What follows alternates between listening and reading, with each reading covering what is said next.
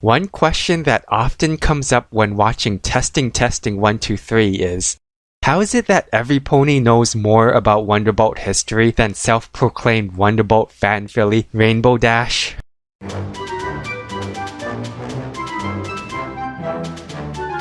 Well, first things first, let's limit the scope of this question to just the main six.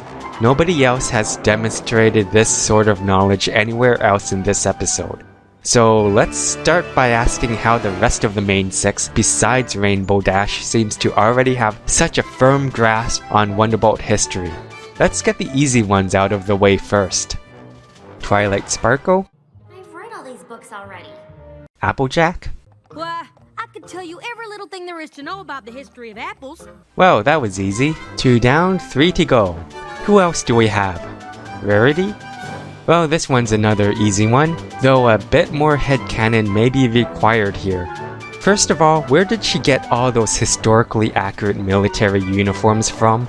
If we assume that Rarity made all of these uniforms herself, then it stands to reason that she had to do quite a bit of research on the subject matter.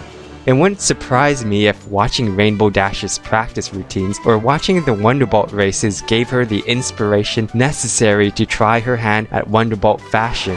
Who knows, maybe she got commissioned at one point to make all the costumes for some sort of historical Wonderbolt reenactment? Maybe she was the costume designer for the History of the Wonderbolts movie? Anyways, who's next? Pinkie Pie. For her, we'll have to flash forward to the Season 5 episode Party Poop, where it was discovered that she had a party planning cave. She had filing cabinets full of information about every pony in Ponyville, including their likes and dislikes. She read up on Yakistan culture in preparation for the diplomat's visit. I did! Did you know they live so far north of the Crystal Empire that it's cold all the time? Yaks have yak fur to keep them warm. This little pony does her research. Now remember, if Rainbow Dash passes her test, she's essentially a Wonderbolt. She's in the reserve, but come on, she's a Wonderbolt.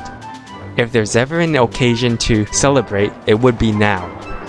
This is no secret. Pinkie Pie would know about this and she would plan the biggest Wonderbolt themed party imaginable for one of her closest and most personal friends.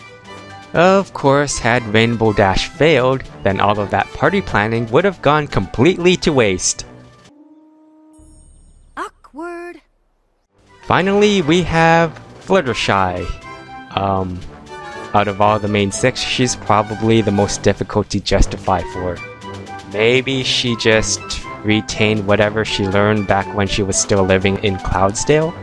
Maybe some of the birds were Wonderbolt fans and told her all about it?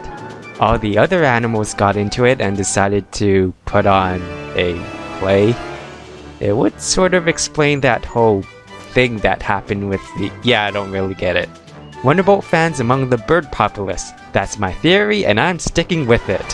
What about Rainbow Dash though? What's her excuse for not knowing Wonderbolt history despite being one of their biggest fans?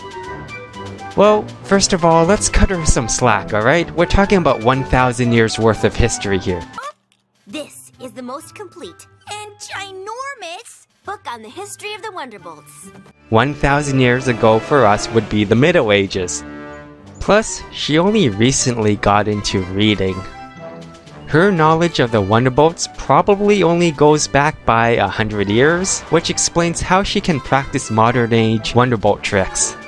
100 years worth of history is still a lot of history, but would only cover 10% of Wonderbolt history. That means she only has a 1 in 10 chance of getting a question she'd be able to answer. So, what do you think? Do you think any of these explanations hold up for how every pony seems to know a lot about Wonderbolt history? Are there any other ways to explain away their knowledge? Leave your comments below and let me know. Thanks for watching and don't forget to hit that subscribe button while you're at it.